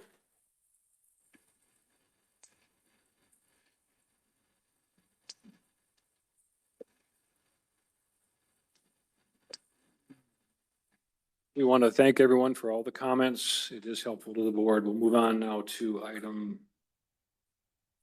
11, any unfinished business? Seeing none. Item 12, new business, motion on A, please. This time I make a motion to approve the May 2026 county disbursements in the amount of $27,489,468.60. Support. Motion support, discussion, roll call. Commissioner Beeden? Yes. Commissioner Trello? Yes. Commissioner Zeller? Yes. Commissioner Rushing? Yes. Commissioner Vanden Yes. Commissioner Angie? Yes. Chairperson Smasko? Yes. Item 12B, motion. I'd like to make a motion to approve the proposal with Spicer Group for the Intervention Center roof project in the amount of $69,620. Second. Motion is second, discussion, roll call. Commissioner Trello? Yes. Commissioner Zeller? Yes. Commissioner Rushing? Yes. Commissioner Vanden Yes. Commissioner Angie? Yes. Commissioner Beeden? Yes. Chairperson Smasko? Yes. Item 12C, motion. At this time, I'd like to make a motion to approve the fiscal year 2026 Marine Safety Program Grant Agreement in the amount of $180,100. Support. Motion support, discussion, roll call. Commissioner Zeller? Yes. Commissioner Rushing? Yes. Commissioner Vanden Yes. Commissioner Angie? Yes. Commissioner Beeden? Yes. Commissioner Trello? Yes. Chairperson Smasko? Yes. Item 12B, motion. This time I move to approve the contract with Aramark for food service within the Juvenile Intervention Unit as presented. Support. Any discussion? All in favor? Aye. Aye. Opposed? Carries. Item 12E. This time I move to approve dependable heating and cooling quote for the replacement of the forced air unit for the community center at Goodles County Park in the amount of $28,525. Support. Motion, we have support, discussion, roll call. Commissioner Rushing? Yes. Commissioner Vanden Yes. Commissioner Angie? Yes. Commissioner Beeden? Yes. Commissioner Trello? Yes. Commissioner Zeller? Yes. Chairperson Smasko? Yes. Item 12F, motion. This time I make a motion to approve the agreement with BSA for the conversion and upgrade of assessing software for the county treasurer and equalization department in the total amount of $177,060. Support. We have motion and support and discussion on that item. Hearing none, roll call. Commissioner Vanden Yes. Commissioner Angie? Yes. Commissioner Beeden? Yes. Commissioner Trello? Yes. Commissioner Zeller? Yes. Commissioner Rushing? Yes. Chairperson Smasko? Yes.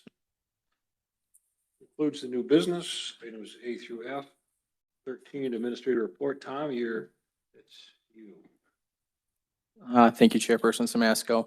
You'll notice on my administrator's report, I've got several updates. I'll start from the top.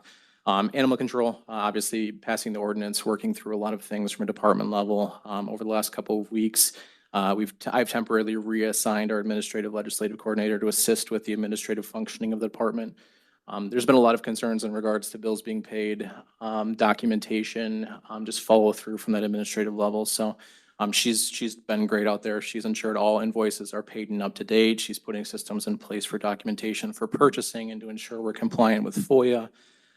We continue to evaluate open positions and begin the recruitment process for our animal care techs and account clerks. Working to redefine the call response for companion animals comporting to 2613 ordinance, allowing animal control to complete non-criminal interventions up to citations and corrective action plans. Also working to empower staff to promote adoptable animals and complete corrective actions on our shelter inspection report to ensure compliance with MDARD. I have drafted a memo of an understanding to define the roles of animal control as they work with local municipalities and police departments. Also met with Sheriff King and Captain Pohl to gain their insight and thoughts on the draft. Prior to consideration and implementation with local departments, this will be something that I present to the board for awareness. Also continuing to work with local law enforcement to collaborate to prioritize the health and safety of the public and the animals. The director position has been posted. It was posted on June 9th and will remain open until June 23rd. Currently have 4 applicants for this position. However, I am unable to review the candidates due to the position remaining open. Before I move on to an airport update, is there any questions? Tom, you said that's open until the 29th, that job posting? 23rd. 23rd. Yep.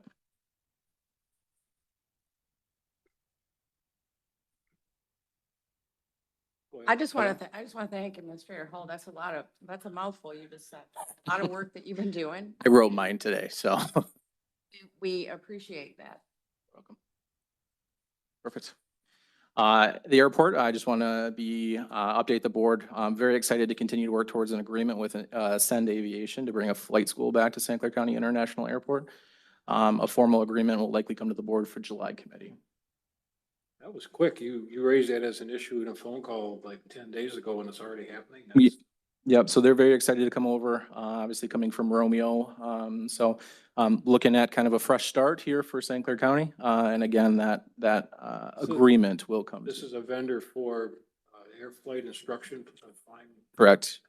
Historically, we've had a flight school. I think we've had it in the past. It's been a long time since we've had one. But obviously this could help with kind of the revitalization of the airport. I heard that the Ascend Aviation was flying from 8 a.m. to midnight on one day, so they are busy and they are interested for additional business. What do you think drew them here to St. Clair County, Tom?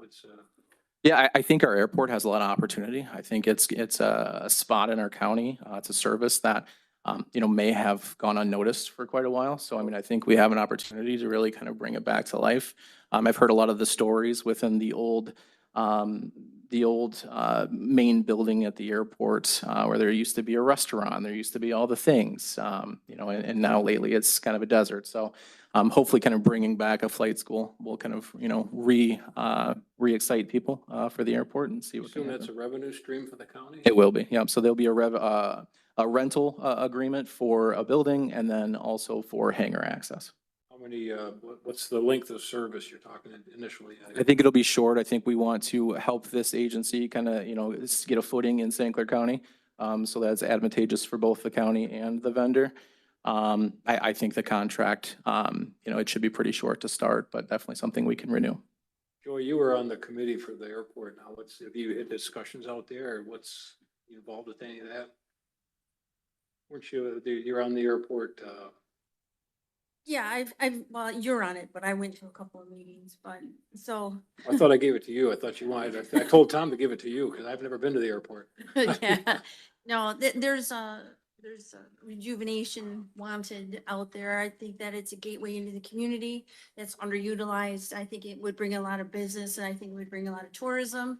But there's a lot that, there's a group of people, they're starting to have their meetings again. I think it was that, they just put it aside for a while just because there was really out of sight, out of mind, but they're coming back strong. But you or your husband fly, I think, did you have an interest in that? Yeah, my son, both sons fly, my husband flies, so we have a family of aviation. Well, thank So you it's good. for your service out there. Tom, go ahead. Tom's doing great. Just historic, when I was a younger person, I've flown out of both airports and, small planes. And I think they're getting an upgrade coming to St. Clair County. Nothing against Romeo, but I think our airport's going to be a nice improvement for them and they're going to benefit us in the process.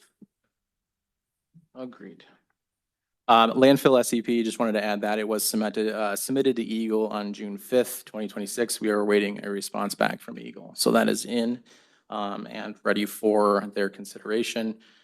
Strategic planning software, I sent out an email on April 9th regarding strategic planning's priorities. Priorities set by the board will provide the foundation for the strategic planning to allow departments to create long-term goals and day-to-day actions to work towards meeting those priorities.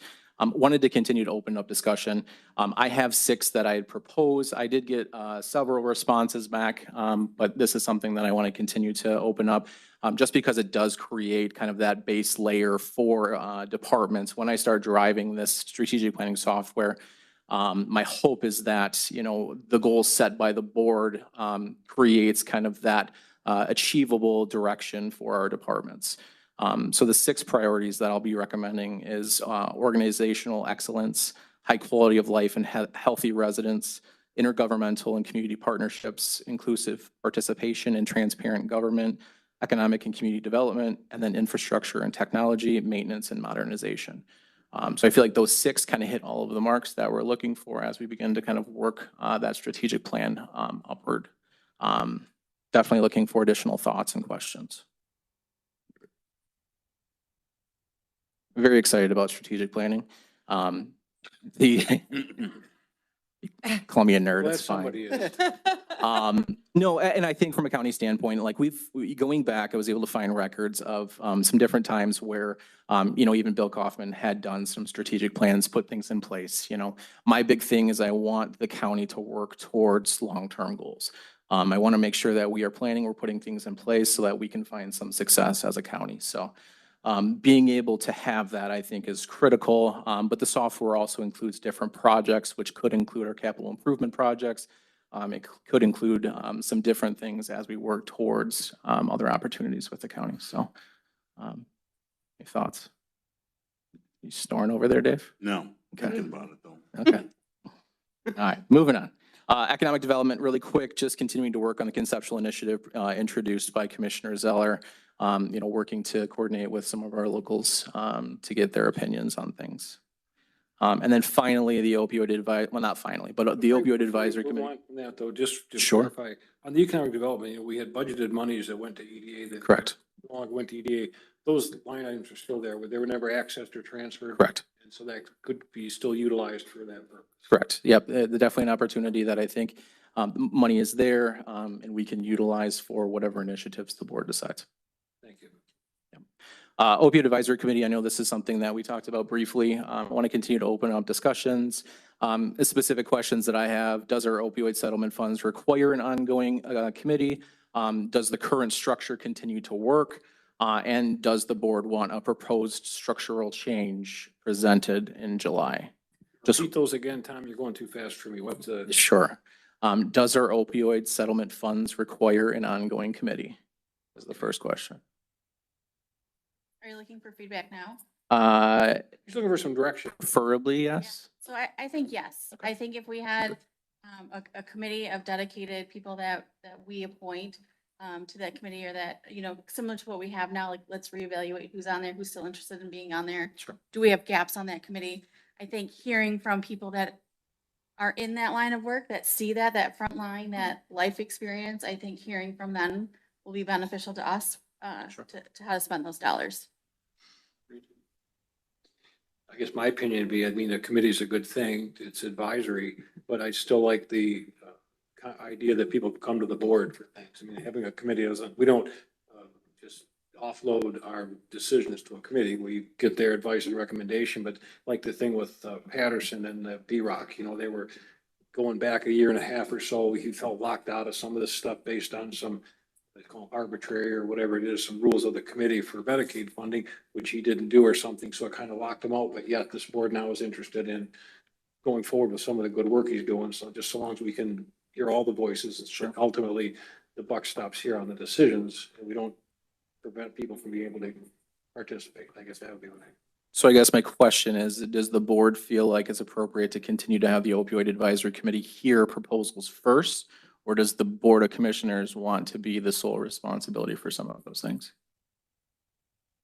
Lisa, do you go to that? Are you on that or participate? I don't know that we have any commissioner Yeah. representation. Carrie was on the last meeting and we haven't had a meeting since. So, but I think historically it was created and the board just kind of said. Well, that was created by our former administrator. Correct. It was, I think, as far as I know, self-appointed in the sense that she got together people that would deal with this, and that's how she did her administration.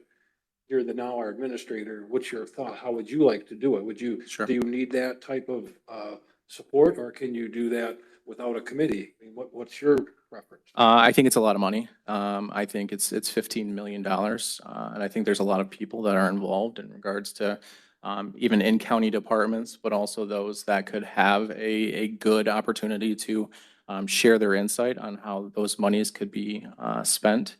Does the committee need to be reformed in a sense? I don't know who decided how the committee would function.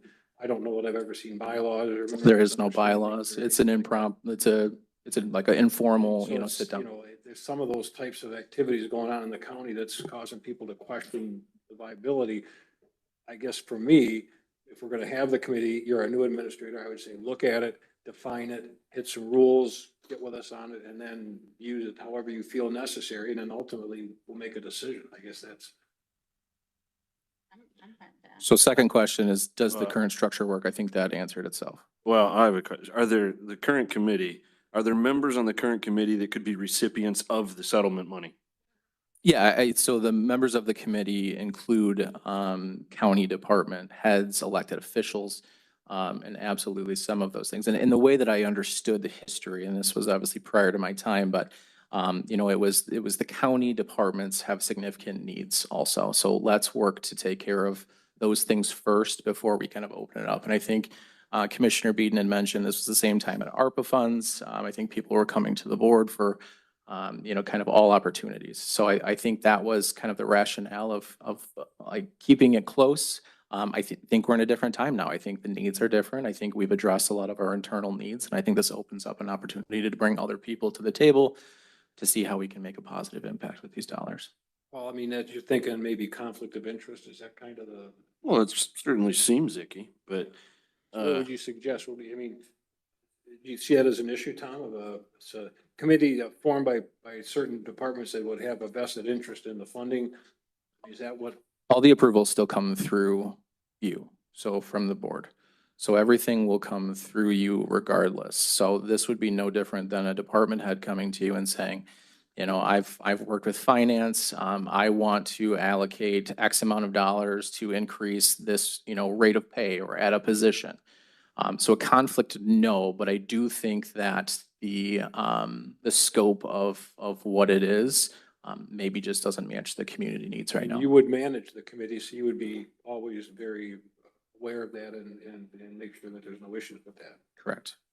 But I do also agree that I can propose a structural change, some bylaws, some different things, you know, looking at, you know, is it 2 judges? Is it 2 administrators? Is it, you know, a certain thing? We've talked about some of these things in the past, and I think we can structure this to not reduce the impact, but kind of drive the priorities. And it may be, you know, 2 members of the local recovery networks and, you know, 2 members of this to kind of bring and broaden what that approach looks like. Could you put that in your strategic planning software? I can put it in my, yes, I can. Good. Yes, I can. No, and I can bring something to the board in July if that's kind of the direction that I'm receiving. You've obviously been thinking about it, so good. Thinking about all the things all at once. My concern is that the previous committee made up their own rules without getting, to my knowledge, approval from the Board of Commissioners that existed at that time, and then also proceeded to structure disbursements in the form of quote unquote micro grants, which I don't know that was approved or discussed among the Board of Commissioners either. And it is the Board of Commissioners that is the sole fiduciary responsible for administering these monies under the settlement agreement. And so my concerns are as I just stated, and possibly more, particularly in light of the statement that was just made that it was determined among the government that the government would go ahead and keep that money to themselves. I don't know that's contained in the settlement agreement, and I find that concerning. So if we're going to talk about forming a new committee, I think there are some things that we need to be clear, need to be avoided.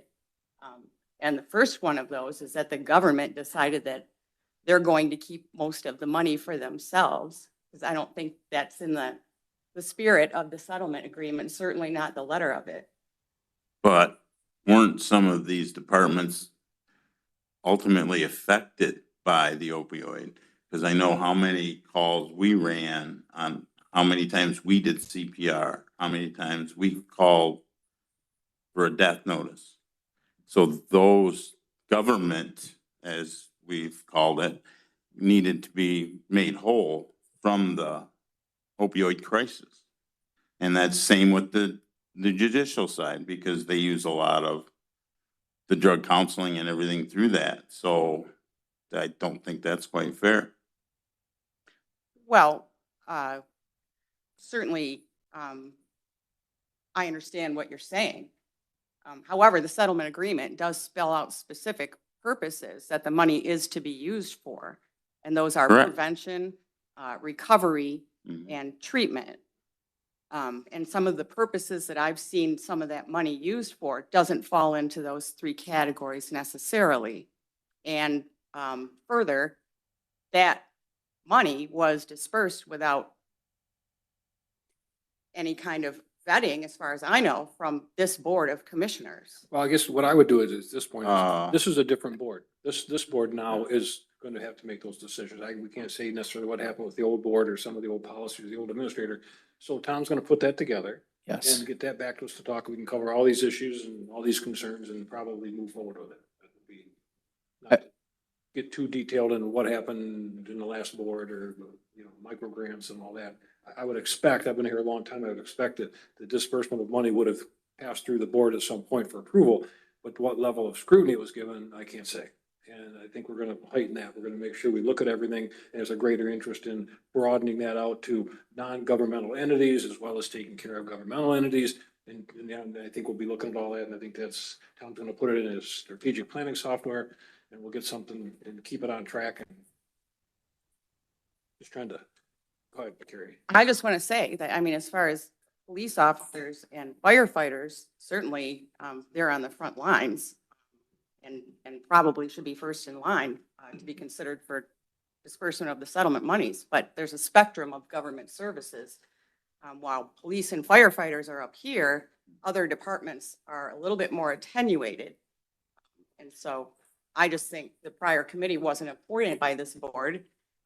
And also, I've been sitting here for a year and a half, and I heard something over the last couple of months about these micro grants. Well, I never heard any discussion among our board in a year and a half about the monies being structured only so that micro grants were being considered and people had to apply and they had to fit certain parameters. And we didn't ever discuss that for the year and a half that I've been here. So those are among my concerns.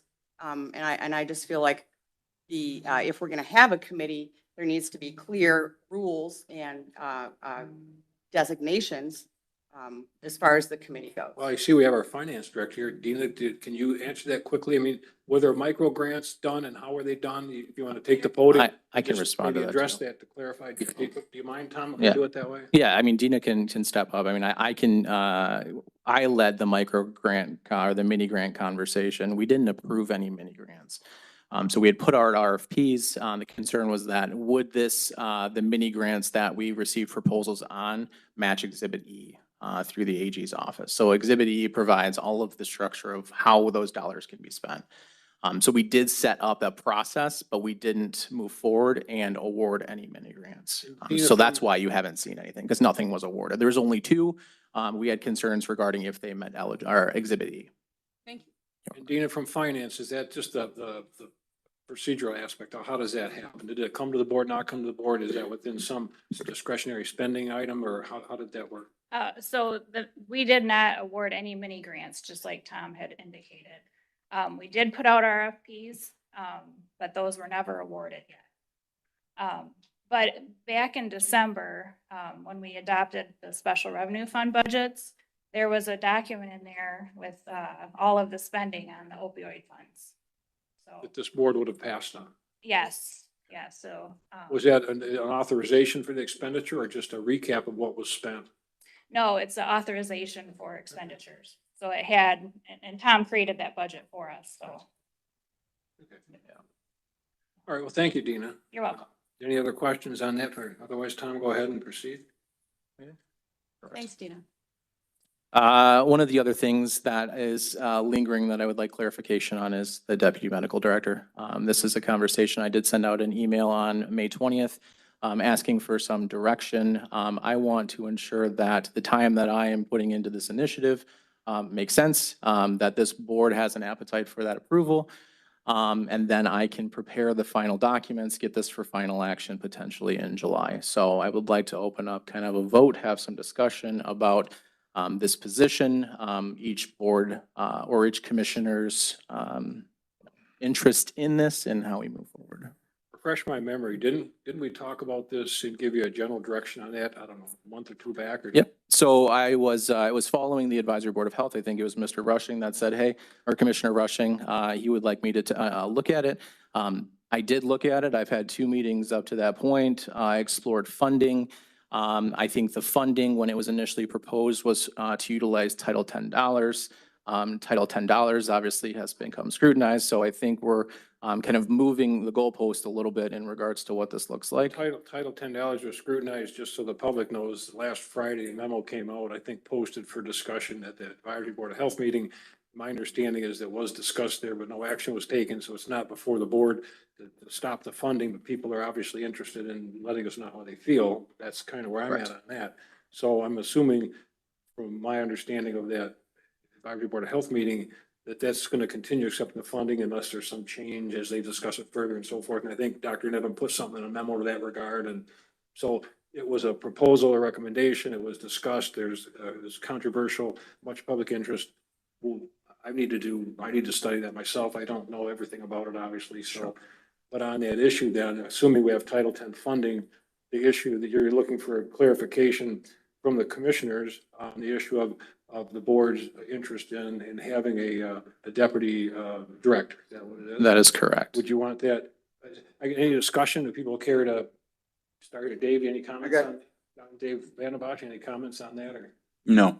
Dave Rushing? I got two things. I think you can work out the funding on this. The Health Advisory Board voted unanimously, I believe, on this, for this position to go forward. I think it'll be a great benefit to the county for whoever sits in that seat and whoever sits in any of these seats. But for having a medical director, wherever he's at in the world, or he or she, whoever sits in that seat, if we put a deputy there that has the qualifications, they'll be able to continue with that office. If the medical officer isn't available, that position will still be able to assist and benefit the residents of St. Clair County. So it was voted on unanimously by the Advisory Health Board, and I think you should go forward. At least my position is to go forward and have something together. And Commissioner Van Bosch, would you favor it? I'm against it because we've cut and cut at this. And we're going to add to the medical director. Makes no sense to me. None. Insane. Paul, what's your comment or position on it to edify our director here to here? I don't think I'm supportive. So I think this is a distraction. We need to settle on whether or not we're combining the roles or keeping them separate first. So your position is, that's another issue, is the recommendation from the Advisory Board of Health to combine positions versus leave them separate and so forth. And you'd like to see that addressed first before we address the issue of. I think so, keeping the roles in this current configuration and then adding line management structure to the medical director seems like it muddies the water more than clears it. And So, and I think that Tom's going to be asking for the same kind of direction on the issue of recombining positions versus doing something different or leaving them the same. Are you going to look? I think that this is the critical point. I think that this one will allow me direction moving forward to open back up negotiations to continue to get those contracts finalized so that they can be up for board consideration. Okay, so Paul, would you then favor combining the position, not combining the position, doing something different as a precursor to this issue with the assistant director? Is that what I'm hearing, or? say it again. Say your question again. You want to deal with the issue of the position, the medical director versus health officer, whether we go with under the law, it's either going to be a medical health officer, which is what Mercantile was, or we have a medical director and a health officer, which is what we have now. Yeah, I think that question has to be answered first. And I mean, am I reading between the lines correctly that this is the sticky widget between those two? I think this determines how the contracts determine per my conversations. We'll explain a little further. So if we were to combine the positions, it would have one effect, and if we were to leave them separate, it would have a different effect. Is that what you're thinking, Tom? No, I'm thinking that, once we determine what we're doing with the deputy, it'll determine how we negotiate those contracts moving forward. I think that there's some sticking points that, would like to be worked out to determine the outcome of the other things. I think if we determine the deputy director today, give me direction to determine whether or not I'm going to prepare a manning table change, I think the rest of the pieces will fall into place. For Commissioner Zeller, I don't know if that answers the question. No, I think it talks in circles. Yeah. So Well, maybe do it this way. I mean, I think, Paul, from conversations we've had, if we combine the positions, he doesn't need an assistant because he's the whole enchilada, right? Right. So, but if we don't combine the positions, so if we did combine the positions, would you then, you disfavor that? But what if we didn't combine the positions? Would you then be more favorable to it or not? If we decided to leave the positions separate? No, if the position is separate and the medical director doesn't have line management responsibility, I don't see a reason to have a deputy. So then if you're combining, so then if they combine it, you'd also say no deputy because then he's got the whole, or. Yeah, I mean, if it's combined, I think this deputy position is moot if they're combined. So I think that question has to be answered first. Okay. We'll move down. Joy, what's your thoughts on this? Okay, let's circle back. So the Board of Health first made a motion to combine the roles. Well, they made a Then- recommendation. Well, Yeah. they made a motion to recommend for Right. us to combine the roles, and then we looked at that, but then we chose differently. We thought, okay, we can probably just change some language, contractual language, to appease the director and the officer roles so then we went forth and made some modifications. Well, and you really did some homework on that as well, to define the roles and make it contractual, and so that we can keep two valued employees. So anyway, then we have the Board of Health then also makes a motion to bring on an assistant for Dr. Nevin. And I don't find that out of place, considering, I mean, we've got assistants across the board everywhere. I mean, even Matt Williams has ones out at the landfill. And it also will fulfill language in the contract so that if he should not be here, that person can take his orders and still keep the department moving. So I'm in favor for that. I'm in favor of it. Okay, we'll see. And what I've done on it, I mean, you know, and I think that's correct, that we know we had the Advisory Board of Health making a recommendation. There have been, under the health code, public health code, and I've recently sent out notes that I had done on it to all the commissioners. One other commissioner asked earlier, I actually sent them to Fred Fuller earlier in the week, talk about an alternative from, say, combine them or do nothing, you know, rather than that is perhaps redefine the contracts, the job descriptions, give them some clarity, and then a conflict resolution, which would be basically through a supervisor, which is Tom, as an alternative to, say, combining it. So I favored this assistant position because to me, it has someone there 9 to 5. Nevin is part-time in a sense. His contract under some of the discussions would be no less than 16, no more than 40, subject to the needs of the county, which to me would be Tom Hall monitoring that, but you still have a PA, physician assistant, in a clinical setting, 24/7, you know, at full-time. That made sense to me. So I would favor that position. And whether we define it, whether we combine or not combine, I mean, I would tend to agree that if Dr. Nevin were to work full-time and not need a physician assistant, that would be fine too. But if he's going to be working part-time and continue with some of his other employment that he has or consulting stuff, you know, if he's going to work 16 hours and we have a full-time physician assistant, I've got 5 daughters, 4 are nurses, one's going to be a physician assistant.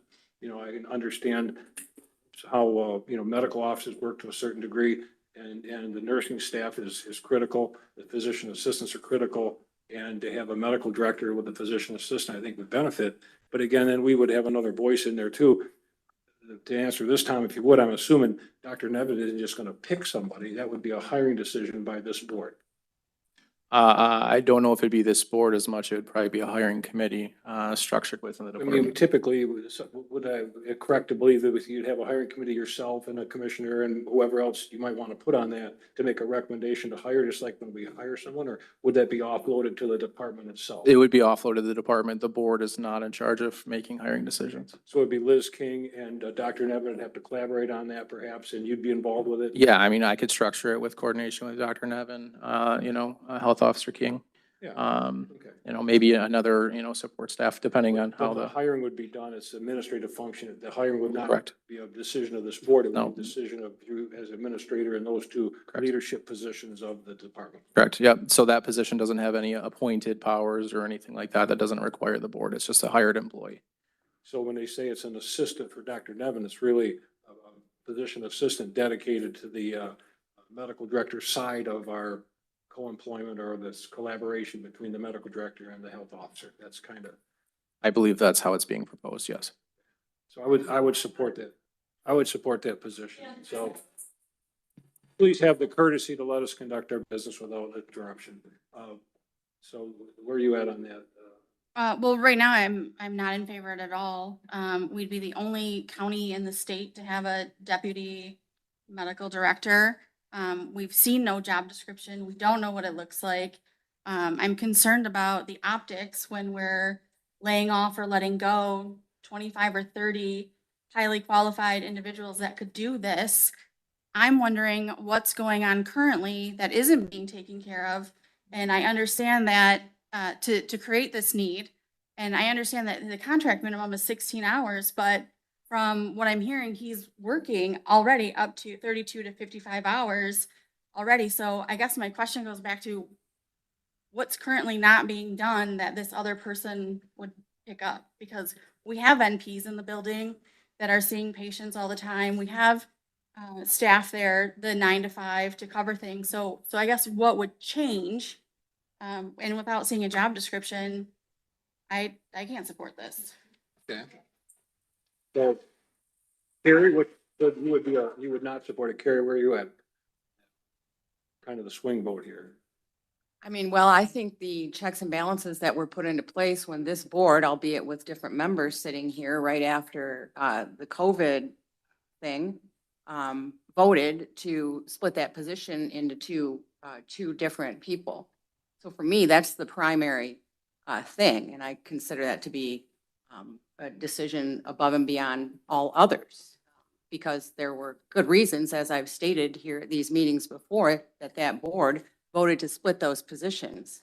And so that's what I'm in favor of, keeping the positions two for checks and balances and negotiating the contracts like I thought we were doing. I think That's what I'm in favor of. That's the same, that's the direction he's moving. He just wants clarification. But on the assistant, the deputy assistant position, there's three of us think it's a good idea. Three of us think it's not a good idea to have Dr. Nevin have a physician assistant for the medical director within that department. That's another question. I get what you're saying on keeping the position separate, and we were trying to work towards that. You're correct. But what about the assistant deputy director position as a PA? That's the other question that Tom, Tom, maybe you can explain to Kara. I don't want to speak for you, but is that what you're looking for? I guess you're interchanging deputy medical director and physician assistant. You're interchanging those. I shouldn't be. And those are very different positions. Tom, go ahead. What clarification are you looking for? Go ahead. For me, I'm looking for just to see if the board would like me to move forward with locking in wage scale, locking in job descriptions, locking in this to prepare that for the board. Prepare what? The full package of a manning table change For what position? for the deputy director or medical director, which is, from a credential standpoint, a physician's assistant. Yep, so the position, So we have those on staff. Maybe we need to just reallocate duties. so we have one full-time vacancy for a nurse practitioner master's level. We will have another vacancy potentially coming up for a full-time nurse practitioner, that was allocated at the Teen Health Center. You could fill that with a deputy position. The request is to take existing funds as long as we continue with Title $10. Assuming we will. Yeah, so that, one of those positions is already funded at least 40% of Title $10. So Yeah, to the take that, reclass that position into a deputy medical director, which would change the reporting structure from where it currently is to report directly to Dr. Nevin. So that's the other piece that he's looking for, Carrie, is do we get Dr. Nevin a physician assistant deputy that would report to him on the medical side, to assist him in his medical director duties essentially, or not, right? Is that what you're? Correct. Hey, please, please, please, folks, this is disruptive. You don't just shout and point and scream in a meeting. If we want to do something about this, we will. Please, just allow us to conduct the business. Everyone's had a chance to speak. So that's the clarification you're looking for. Correct. I mean, so like at the end of the day, we're discussing shifting a line management structure over to the medical director. One FTE, but still, I mean. Looking at filling a vacancy that already has funds for it with a reclassified position for a deputy director, who's also a physician assistant on the medical side, as an assistant to Dr. Nevin as the medical director. That's how I understand it. Is that correct? Correct. Yeah, so. But when that deputy medical director submits their time and hits submit, the medical director approves it, not the health officer. I don't know how that works as far as their payment. I know I met with the finance person over there, Jeff, what's his last name? Freeman? The No. person that runs their finance. Jeff Freeman. They bill against all kinds of different funding. It's a bit complicated. They have all kinds of grants, all kinds of funds, all kinds of areas. And the staff may be dedicated to one spot, or they may float around and do other stuff, and it kind of can differ from time to time. It's almost like time and attendance. Bill your time to family planning, bill your time to opioid, whatever. Well, I mean, the color of the money is less concerning to me than who's approving the time, right? And who does the deputy medical director report to? It sounds like it's the medical director, They're which would full-time. shuffle line management responsibility to the medical director for one FTE. No, right? it doesn't shift any direction. All it does is you have an employee there, just like any other employee that's paid 40 hours a week. But that person. Tom? From a supervision standpoint, this position would be supervised directly with oversight by the medical director. Right. So this is muddier, not clearer. So yeah. But you were a no on that. I get that. So, Yeah. and I was just trying to, the last piece of it, if Carrie, if you think that the doctor should have a physician assistant in the deputy position, funded, it's revenue neutral. If you think it's a good idea, he'll pursue that. If not, then it doesn't look like he would, because there's other commissioners that are interested in it. I'm saying, so. If we're gonna maintain the current model that we have with the checks and balances that were put into place as a result of what occurred during COVID, where nobody thought one single person should have the authority that we're Dr. beyond- yeah, we're Mercatont beyond had that. That's- back then, if we're going to keep that model, then, and the deputy position will be revenue neutral, as you just stated, then yes, I would be in favor of that, but with those specifications. Okay. So does that clarify, Tom, what you need, or do you want more clarification? I think we just cycled back to are the positions separate or together? Agreed. Let's assume, I mean, for sake of argument, we're assuming the positions stay separate. And he's trying to negotiate contracts and change some language to come within the public health code and the administrative rules on the authority and a proposal for finding a resolution of conflict between them, which is supervised as him. It's more of a staff issue. They got 2 vacancies or some funding. Do you hire in another area? Do you make this over here for Dr. Nevin as a deputy? I like that idea. 3 of us liked it, 3 of us didn't, but the other, and you said that you thought that would be okay with positions that remain separate. That's what we're talking about. I mean, the other option would be, to recombine the position, which that recommendation's been out there, but we've not brought that as a motion. It's something being considered. My position on it was that we, like yours, is we keep them separate, but we clarify the rules, clarify the duties, give them a conflict resolution. And then if Tom can't figure out between 2 valued employees who may have philosophical differences, which can be good. One person thinks this, one person thinks that, health officer versus medical director. If they have a problem, they should take it to their supervisor, Tom, and he should help them settle that out. If he needs direction from us as the local governing entity, which is what the public health code says, we are the local governing entity of our local health department, we could get involved. But I'm thinking, and they've actually done some things that are encouraging with some of the community funded clinics and things like that. From what I've observed between Dr. Nevin and Dr. King, they're doing their very best to have their differences resolved, and I think they're actually in improvements there. So to me, the assistant medical director position is a good allocation of those positions. It helps him with some help, like you said, the landfill director, and you have an assistant, and there's assistant prosecutor, chief assistant prosecutors. Everyone seems to have a number 2, and it could also give us some continuity. So yes, I'm in favor of it. But, you know, and I think that's what you're saying is if you keep the positions separate, that you would be in favor of that. I thought that's what you said, if I'm wrong. That is what I'm saying. If the Okay, positions that's- are kept separate, Dr. Nevin continues to work part-time or less than full-time, I could certainly see a need for him to have someone that's there all the time while he's not there. If the positions are separate, he's still got his part-time situation. The new position is revenue neutral. Yes, in those circumstances, I support that. Then Tom, then pursue what you've been doing. See if you can't get it settled. Because I know you've done proposed contracts. You have some memorandums done with Liz King. You've been working close with them.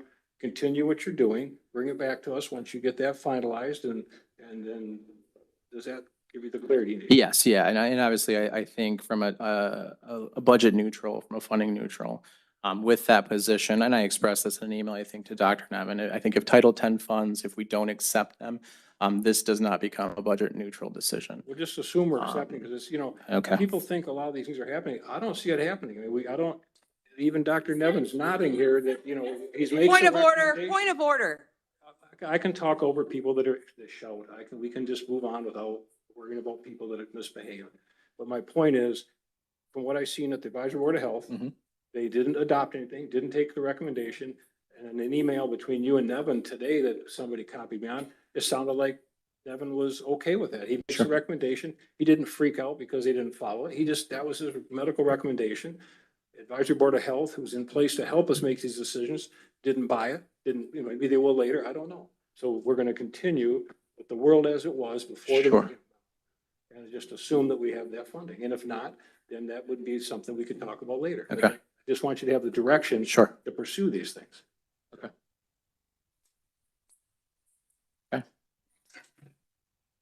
Next is mine. Do you guys want to talk about my deputy now? Yeah, well, let's see. Is What do you it- need a is it deputy for? It is. Okay. So If everyone's getting a deputy. I would like to have that discussion because Wait, I do we know. get a deputy? Well, this is the position you were talking that Jenny Posey had, that they changed from administrative whatever to deputy director. And I didn't care what they called it, but you need someone in Jenny. She retired. And I utilized Jenny a lot. When Carrie Heptig was here, Carrie was busy. Jenny Posey was just a institutional fountain of information. She was here for a long time, kind of like our finance director, you know. So that's what we're talking about. And Carrie, I believe you had thought that it should be the same as it was with Jenny. What was the position with Jenny? What'd they call it? No, so Jenny Posey was it's administrative manager's services manager. Thank you, Dina. Okay. And now we have a different position title. So, yeah, when I was brought in, when the position was posted, it was a deputy administrator controller. Payout, I think, was significantly higher than what Jenny Posey was making. In the new budget for 2026, which was approved by this board, there is currently a deputy administrator in that position. So we dropped She the, hired you. what? She carried, then that's where you came in. No, I came in as a deputy administrator controller. So since then, that position has been brought down to drop the deputy controller role, which brought the salary down about 20,000. So it brought that down a little bit more realistic from where it was when I had that. So I would like to be able to move forward with posting that deputy administrator and hiring it, but I know that was a discussion that the board wanted to I have. support it. Well, you gotta have something just in case that proverbial bus, you know, finds home. Thank you. Gotta have hierarchy. Thank you for that cheerful thought, David. You never know. It's true. Thank you. You're welcome. Tom, you and I had a conversation We did. about the specific numbers involved, Correct. right? And you explained to me that Jenny Posey's position with COLA adjustments for the time frame that we're in now as opposed to where we were then would be around what would be the high end of that job now. Yeah, it's close. I mean, obviously, I think that there's a classification change, so there is a salary difference within that. But with cost of living, because I think that initially Jenny Posey was at like that 88. I think cost of living has increased it. If we've got 2.5 or 3 every year for the last few years, that naturally increases that. So I think the difference in funding between what Jenny Posey was topping out at compared to what this is already in the budget for 2026, it's probably a difference of 10 or 15 grand. And just to be clear, what's the job called now?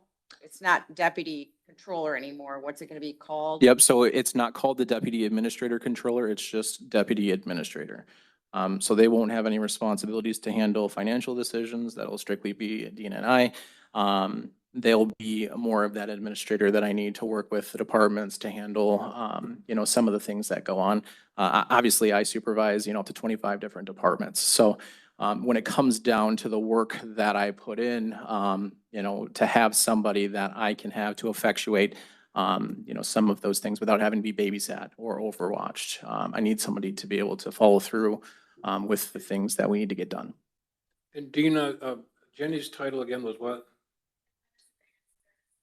Okay, and to me, I mean, this county has 1,000 employees, a lot of moving parts. We've been basically running this with a deputy, with an assistant, with your part-time, you were interim, and we didn't fill a position. When did Jenny leave? Last December 1st? No, Jenny left because I was brought in February of 2025, and that's when Jenny Posey retired. So I replaced Jenny Posey. Yeah, so he replaces Jenny Posey. Now Carrie's gone, he's here.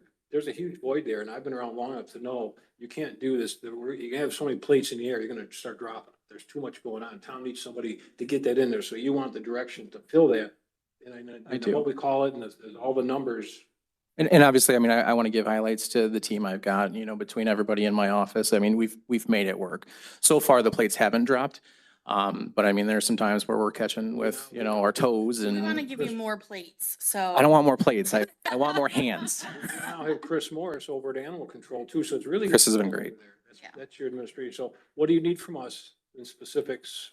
We can do a roll call. We can just give you a piece. I would just like the support to post and hire the deputy administrator position that is currently in the budget. It was approved and I kind of said to the board, I said, hey, I don't want to move forward with this. There's a lot of moving pieces. My position is interim. When we get permanent, let's talk about When you this. fill that, is that something you're going to fill? Or you're going to seek guidance from the board? Are we going to, how do you envision that? Yeah, I mean, I definitely want to have discussions. Ultimately, I'm going to supervise that person, so I want to make sure that this person is going to be able to follow through with my direction as I receive direction from the You're board. going to post it and then you're going to advise us who applied and you're going to tell us who you want to hire. Something like that. Something like that. Anybody have any other questions? Nope. Okay, Dave Van, Good. you're a yes for the fill. Dave Rush, Absolutely. you're a Do yes. it. Support. I'm good. Yes or no? Yeah, good. Okay, Lisa? She's nodding, but she's not saying. Oh, anything. yes. Oh, okay. Yeah, Out of it. yes. Okay, this is all Nonverbal, audio. yes. Hello. Gary? We're 2 hours into this. Yes, I support calling Jenny Posey's job something else and giving it a bit of a raise. Clear as mud now, Tom. You're good to go.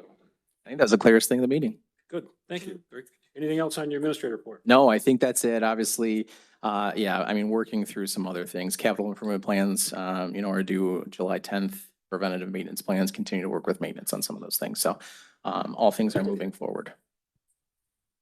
How about your employee of the month? Would you like to recognize him? Employee of the month is Don Patterson. So he works, in our, EOC, kind of assistant emergency. What do you get for being employee of the month? So you get a gift card and a little trophy. He's got a And bragging very rights. difficult job right now. Terrible job. Those radios. Are horrible. Okay, that then conclude we have motion to accept his report. So moved. Support. Any discussion? All in favor? Aye. Report is accepted. Let's see, miscellaneous business. Anyone have any other miscellaneous business you wish to discuss to keep us here a little longer? No. Doesn't look like it. Nope. Item 15, receive and file. At the time, make a motion to receive and file packets that were sent to commissioners, packets at their places, and any other information presented. Support. Motion is support, discussion. All in favor? Aye. Remaining motion, who has that? Motion to adjourn. Support. All in favor? Aye. We're adjourned. Thank you, ladies and gentlemen, for coming.